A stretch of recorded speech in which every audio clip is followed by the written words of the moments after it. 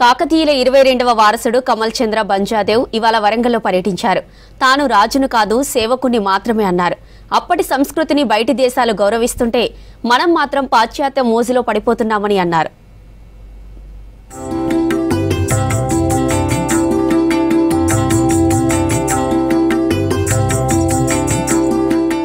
ఉదయం భద్రకాళి దేవాలయంలో ప్రత్యేక పూజలు చేశారు కమల్ చంద్ర.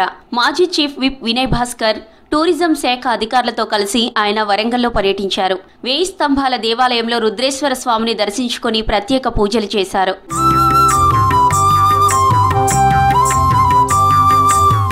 నేటి తరం పిల్లలకు మన సంస్కృతిని తెలియజెప్పాలన్నారు కమల్ చంద్ర. సెలవుల్లో పిల్లలను మ్యూజియం, వైజ్ఞానిక ప్రదర్శనలకు తీసుకెళ్లాలన్నారు. వాళ్లకు సినిమాలు, మొబైల్స్ అలవాటు చేయొద్దన్నారు. వారసత్వ సంపదను రక్షించుకొని భావి తరానికి ఇచ్చేందుకు సిద్ధంగా ఉండాలన్నారు.